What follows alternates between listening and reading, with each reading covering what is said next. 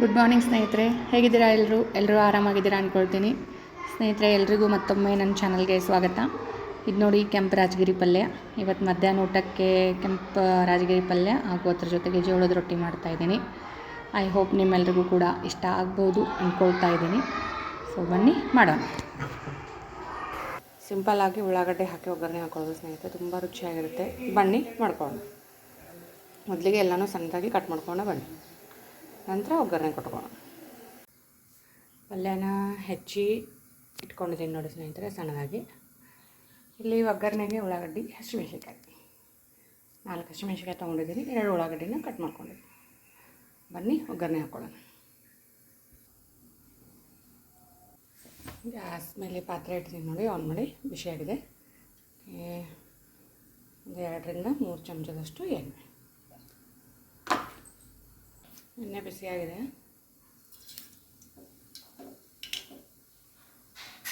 ಜೀರಿಗೆ, ಸಾಸಿವೆ, ಜೀರಿಗೆ, ನೋಡಿ. ಸ್ವಲ್ಪ ಎಣ್ಣೆಯಲ್ಲಿ ಖಾರ ಬಿಡಬೇಕು. ಸ್ವಲ್ಪ ಜಾಸ್ತಿ ಇರಲಿ. ಉಳ್ಳಾಗಡ್ಡಿ ನೋಡಿ ಸ್ವಲ್ಪ ಕೆಂಪಗೆ ಫ್ರೈ ಆಗಿದೆ. ಇದಕ್ಕೆ ನೋಡಿ ಅರಿಶಿನ ಪುಡಿ.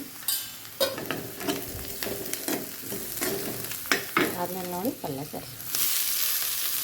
ನೋಡೋಕೆ ಇಷ್ಟಿದೆ ಸ್ನೇಹಿತರೆ, ಕರಗಿದ್ರೆ ಈಟಾಗುತ್ತೆ ಇದು. ಇದರಲ್ಲಿ 2 ಥರ ಬರುತ್ತೆ. ಇದನ್ನು ನಾವು ಕೆಂಪು ರಾಜಗಿರಿ ಅಂತ ಕರಿತೀವಿ. ಇನ್ನೊಂದು ಗ್ರೀನ್ ಹಸಿರಲ್ಲಿ ಬರುತ್ತೆ, ಅದಕ್ಕೆ ಹರವಿ ಪಲ್ಯ ಅಂತಲೂ ಕರೀತಾರೆ.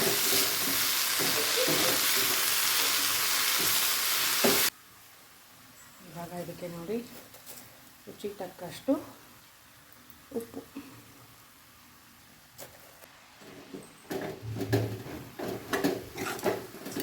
ಒಂದು ಅರ್ಧ ಸ್ಪೂನು ಸಕ್ಕರೆ ಹಾಕ್ಕೊಳ್ತಾ ಇದ್ದೀನಿ.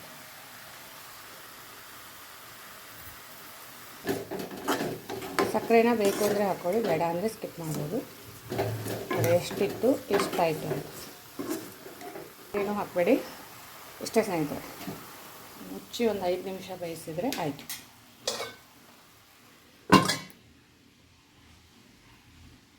ಸ್ನೇಹಿತರೆ ನೋಡಿ ಪಲ್ಯ ರೆಡಿಯಾಗಿದೆ. ಸೊ ಕೆಂಪು ಪಲ್ಯ ರೆಡಿ. ಇದ್ರ ಜೊತೆಗೆ ಜೋಳದ ರೊಟ್ಟಿ ಮಾಡ್ತಾಯಿದ್ದೀನಿ. ಬನ್ನಿ ತೋರಿಸ್ತೇನೆ. ಸೊ ಜೋಳದ ರೊಟ್ಟಿ, ಕೆಂಪು ಪಲ್ಯ ನೋಡಿ. ರೊಟ್ಟಿಗೆ ಹಿಟ್ಟು ತೊಗೊಂಡಿದ್ದೀನಿ, ಜೋಳದ ಹಿಟ್ಟು. ಇಲ್ಲಿ ಜಿಗಟಿಗೆ ನೋಡಿ ಅದು ನೀರು ಬಿಸಿ ಮಾಡ್ಕೊಂಡಿದ್ದೀನಿ. ಜೋಳದ ಹಿಟ್ಟು ಚಪಾತಿ ಹಿಟ್ಟಿನ ಥರ ಜಿಗಟಾಗಿರೋದಿಲ್ಲ. ಇದಕ್ಕೆ ನಾವು ಸ್ವಲ್ಪ ಇದನ್ನು ಮಾಡ್ಕೋಬೇಕಾಗತ್ತೆ. ನೀರು ಬಿಸಿಯಾಗಿದೆಯಲ್ಲ, ಇದನ್ನು ಹಾಕಿ ಮಾಡ್ಕೊಳ್ಳಿ.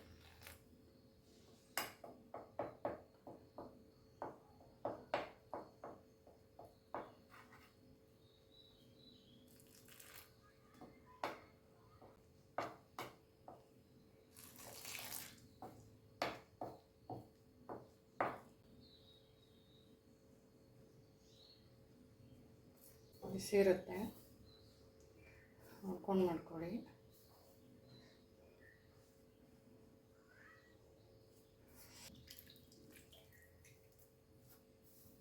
ಮೇಲ್ಗಡೆ ಸ್ವಲ್ಪ ತಣ್ಣೀರನ್ನ ಹಾಕೊಳ್ಳಿ.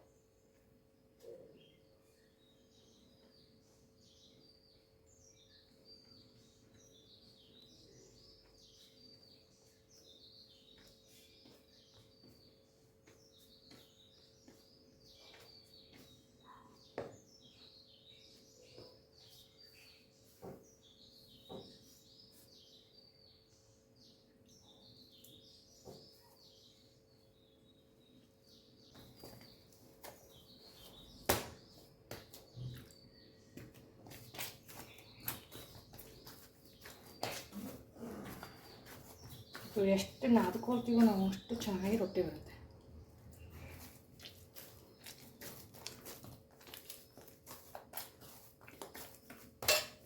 ಮೊದಲಿಗೆ ಜಾಸ್ತಿ ನೀರು ಹಾಕಿದ್ರೆ ಅಳಕಾಗ್ಬಿಡುತ್ತೆ.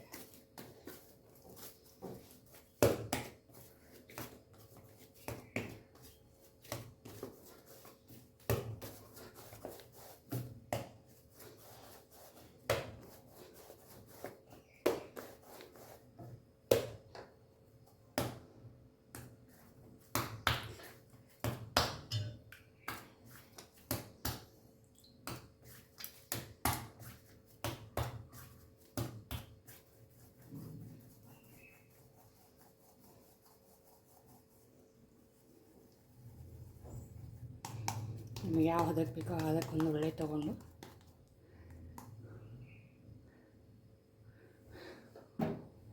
ಸ್ವಲ್ಪ ಹಿಟ್ಟು ಕೆಳಗಡೆ ಮೇಲ್ಗಡೆ ಒದರಿಸ್ಕೊಂಡು ರೊಟ್ಟಿಗೆ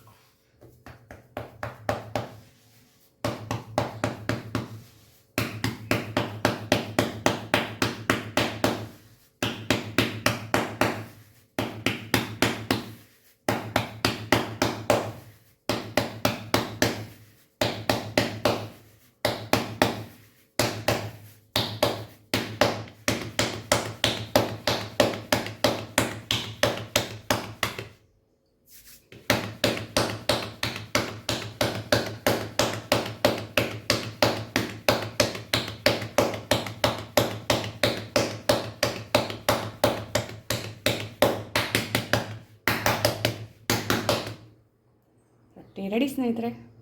ಬನ್ನಿ ತೈ ಮೇಲೆ ಹಾಕಿ ಬೇಯಿಸ್ಕೊಳ್ಳೋಣ. ಇದು ರೊಟ್ಟಿ ತೇವೆ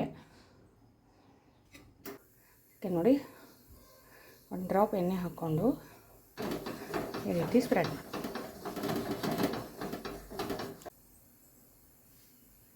ಬನ್ನಿ. ರೊಟ್ಟಿನ ಹಾಕ್ಕೊಂಡು ಮೇಲ್ಗಡೆ ನೋಡಿ ನಾವು ನೀರು ಹಚ್ಕೊಳ್ತೀವಿ. ಎಕ್ಸೆಸ್ ಹಿಟ್ಟಿರುತ್ತಲ್ಲ ಅದೆಲ್ಲನೂ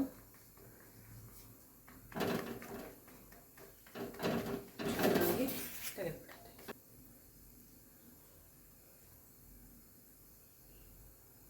ನೋಡಿ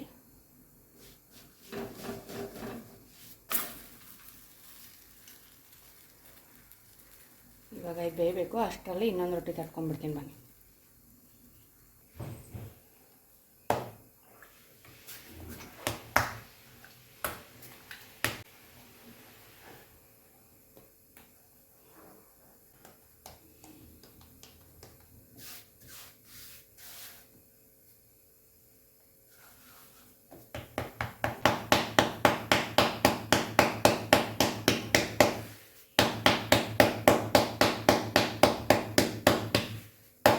ನೋಡಿ ಬೇಯಿದೆ.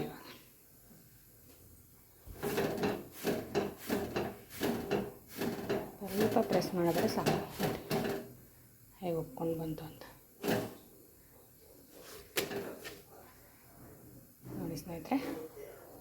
ಜೋಳದ ರೊಟ್ಟಿ ರೆಡಿ. ಹೇಗೆ ಉಬ್ಬಿ ಬಂದಿದೆ ಅಂತ. ಕಡಕ್ ಬೇಕು ಅನ್ನೋರು ಸ್ವಲ್ಪ ಗ್ಯಾಸ್ ಮೇಲೆ ಬೇಯಿಸ್ಕೊಂಡ್ರೆ ಇನ್ನೂ ಕಡಕ್ಕಾಗಿ ಬರುತ್ತೆ. ಬನ್ನಿ ಇನ್ನೊಂದು ಮಾಡ್ಕೊಂಡು ಬೇಯಿಸ್ಕೊಳ್ಳೋಣ.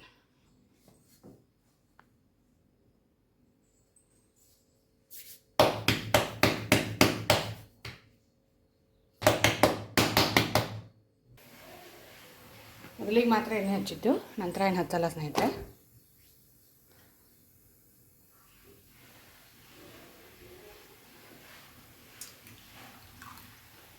ನೀರು ಹಚ್ಚಲೇಬೇಕು.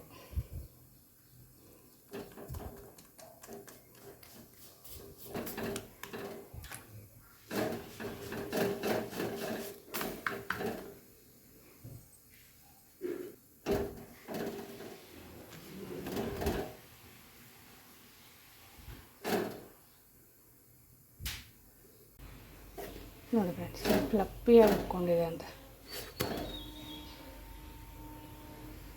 ತಾನಾಗಿ ಉಬ್ಬಿ ಬರುತ್ತೆ. ಸೊ ಸ್ನೇಹಿತರೆ, ಬಿಸಿ ಬಿಸಿ ಜೋಳದ ರೊಟ್ಟಿ ರೆಡಿ. ನೋಡಿ, ಜೋಳದ ರೊಟ್ಟಿ, ಕೆಂಪಲ್ಯ, ಅದರ ಜೊತೆ ಸೌತೆಕಾಯಿ, ಮಜ್ಜಿಗೆ ಅಥವಾ ಮೊಸರು ಇವೇನಾದರೂ ಹಚ್ಕೋಬೋದು. ನಾನಿಲ್ಲಿ ಮಜ್ಜಿಗೆ ತೊಗೊಂಡಿದ್ದೀನಿ. ಸೊ ನಿಮಗೂ ಕೂಡ ಇಷ್ಟ ಆಯಿತು ಅಂದ್ಕೊಳ್ತೀನಿ ಸ್ನೇಹಿತರೆ.